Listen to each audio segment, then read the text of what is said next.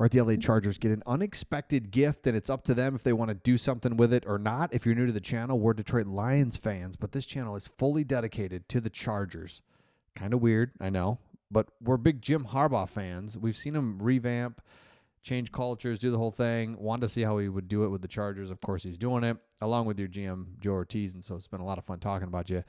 So here it is the Chargers have really completed the offseason, really with player acquisitions, but out of nowhere, you have an opportunity to get Drake Jackson. He was just released by the 49ers, and the beauty of this is you can get a second-round pick from the 2022 draft who's rehabbing a knee injury. He was out all last year.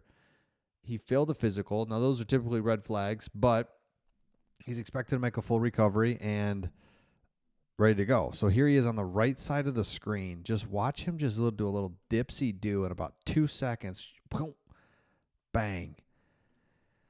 That's why he was drafted by the Niners. Like, the Niners aren't stupid. That's why he was drafted by the Niners, second round, had an injury. It happens. Now he's just sitting out there. You could get him on such a minimum deal. It would be crazy. It would be crazy. By the way, let me know in the comments. I've been meaning to ask this. I know when you hate the Raiders. What's their second most hated team? Is it the Chiefs? Broncos? I'm kind of staying in the division, but I mean, maybe it's the Cowboys. But they're NFC. Maybe you don't hate them as much as everybody else, like we all do. Let me know your most hated team out, but you can't say the Raiders. Let me know in the comments. Okay. So what you have here is just kind of the perfect opportunity to add, because you've got Khalil Mack aging, Thule, love you, Bud Dupree, you were good for a second, and then it just never really did anything.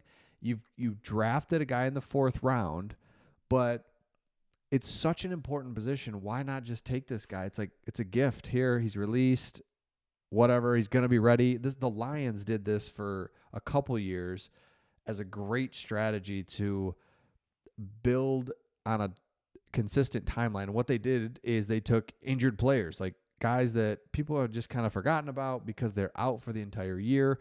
But it's like, what if they recover? You get them for cheap.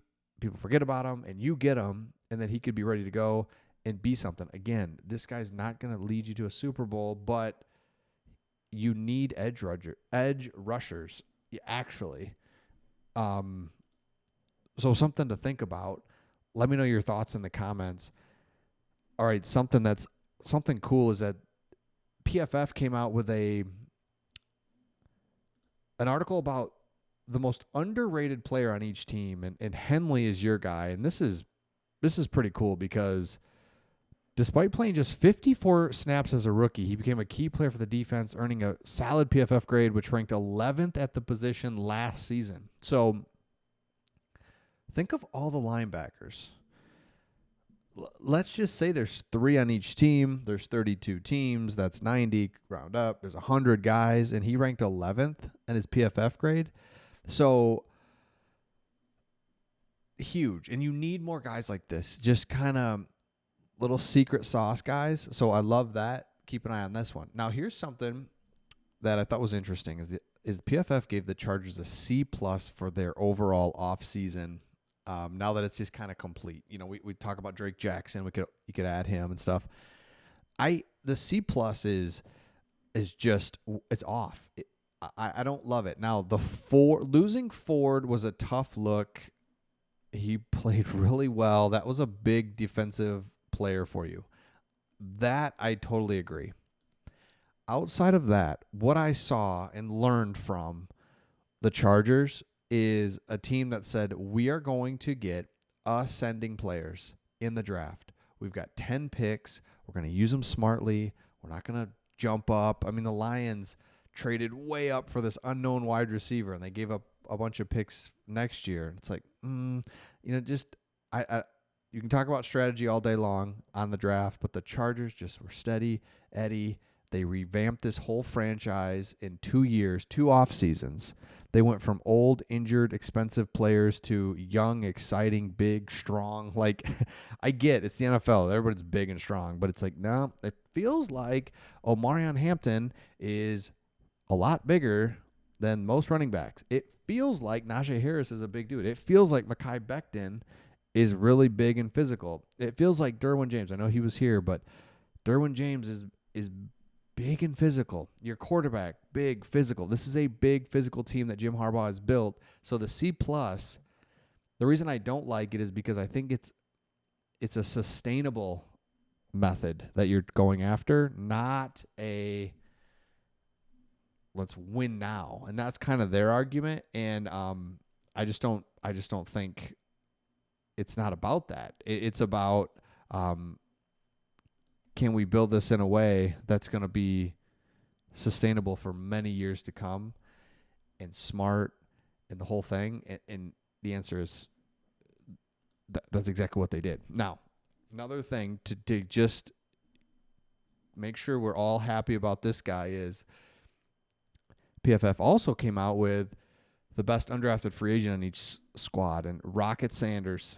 We keep talking about him because he fits. You've got a couple really good running backs you got your main running backs, but then you've got really good depth, excitement, high ceiling, stuff like that, right? Versus, man, last year, no offense to those guys, but you've got injured, older dudes that's like, man, if everything goes well, then they'll be okay. Versus now, it's like, I have no idea. We took some swings, ceilings high. These guys are fast. They could be good. They're big. They're strong. It's just there's so much more to your whole team at every position now versus trying to figure out, I don't know, what's this? Who's this guy? If he stays healthy, and it's like that's what you had to do though last year. You had to revamp the franchise, settle things down. Just let's get our money right. Let's get our draft picks right. And let's just start being consistent. It's amazing just in 2 years what you've done in that area. So let me know your thoughts in the comments. Let me know if you would pick up Drake Jackson. I mean,